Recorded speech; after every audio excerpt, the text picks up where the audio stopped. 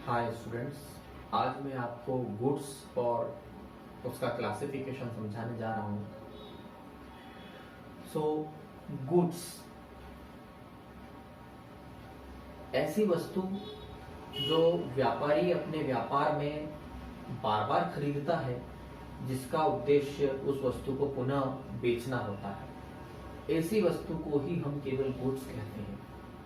The commodity or the article which a businessman purchases for the purpose of sale, that commodity is known as goods. एक सामान्य व्यक्ति के लिए goods का मतलब होता है वस्तु या सामान, लेकिन अकाउंटिंग पॉइंट ऑफ व्यू से गुड्स का मतलब भिन्न है। केवल वस्तु या सामान से नहीं है, किंतु ऐसी वस्तु या ऐसा सामान जो व्यापारी बार बार खरीदता है और उसका उद्देश्य उसे बेचना होता है, केवल उसी वस्तु को हम गुड्स कहते हैं। अब इसका वर्गीकरण कर दिया गया है यहाँ पर, ताकि हम हमारी अकाउंटिंग प्रॉपर कर सकें, सुचारू रूप से लेखांकन का कार्य किया जा सके। तो आइए समझते हैं क्लासिफिकेशन ऑफ गुड्स। पहला परचेज, दूसरा सेल्स, तीसरा परचेज रिटर्न, चौथा सेल्स रिटर्न और पांचवा स्टॉक। जब जब हम गुड्स में डील करते हैं, या तो वो परचेज होगा या सेल्स होगा या परचेज रिटर्न होगा या सेल्स रिटर्न होगा। गुड्स वर्ड हम अकाउंटिंग में उपयोग नहीं करेंगे। जब जब गुड्स आएगा, इन चार और पांचवा जो स्टॉक है, इनके स्वभाव के अनुरूप हमें गुड्स वर्ड ना लिखते हुए, या यूं कहूं गुड्स के साथ हम डील करेंगे। यदि हमने खरीदा है, लेकिन क्या गुड्स ऐसी वस्तु जिसका उद्देश्य हमें बेचना है, तो हम परचेज वर्ड यूज करेंगे। उसी वस्तु को अगर हम बेच रहे हैं तो सेल्स। हमने जो वस्तु खरीदी थी उसे हमने अगर वापस कर दिया तो परचेज रिटर्न। हमने जिन कस्टमर्स को वस्तु बेची थी, किन्हीं कारणों से उन्हें हमने रिटर्न कर दिया तो सेल्स रिटर्न। और जितना बिना बिका माल है, बिना बिका गुड्स है, उसे हम कहते हैं स्टॉक। तो इस तरीके से हमने गुड्स को 5 भागों में बांट दिया है, क्योंकि यह एक वस्तु है और खातों के प्रकार, टाइप्स ऑफ अकाउंट के अकॉर्डिंग यह रियल अकाउंट है, वास्तविक खाता है। और वास्तविक खाते का नियम बहुत आसान है। यदि व्यापार में वस्तु आती है तो उसे हम डेबिट करते हैं, व्यापार से वस्तु जाती है तो हम उसे क्रेडिट करते हैं। यदि गुड्स आपके पास आता है, जब आप खरीदते हैं तब आ रहा है, तो हम परचेज वर्ड यूज करेंगे। यदि हमने गुड्स बेचा तो गया, हम सेल्स वर्ड यूज करेंगे।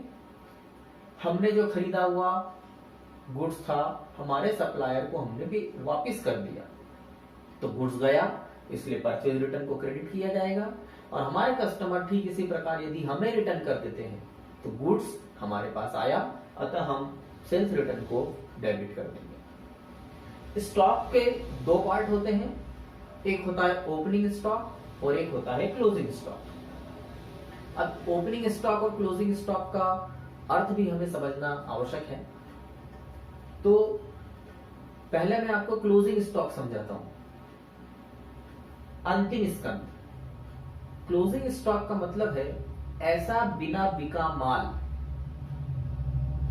जो या तो हमारे आज के दिन के अंत में रह गया है, या अगर हम बात करें सप्ताह की, तो सप्ताह के अंत में जितना बिना बिका माल है, या अगर हम माह ले तो महीने के अंत में जितना बिना बिका माल है।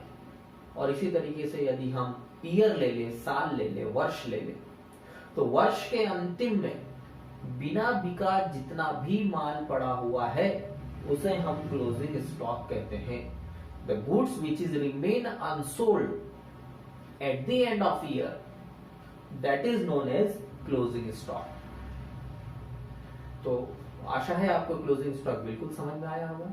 ठीक इसी प्रकार जब हमारा वर्ष बदलेगा, तो आज का जो क्लोजिंग स्टॉक है, कल को जब हम हमारा व्यापार पुनः आरंभ करेंगे, नया साल में हम उस व्यापार को आरंभ करेंगे, तो यही क्लोजिंग स्टॉक उस नए साल के प्रथम दिन ओपनिंग स्टॉक बन जाता है, प्रारंभिक स्कंद बन जाता है।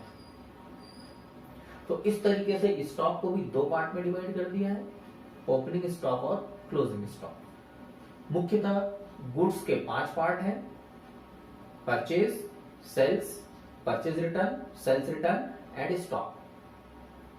मुझे आशा है आपको ये समझ में आया होगा, और यदि कोई भी संदेह है तो प्रिय छात्रों, प्रिय स्टूडेंट, डियर स्टूडेंट्स, आप अपनी जिज्ञासा को कमेंट सेक्शन में जाकर आप बिल्कुल बेहिचक, निसंकोच आप बताएं।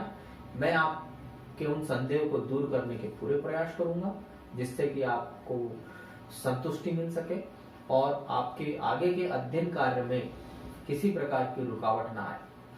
धन्यवाद।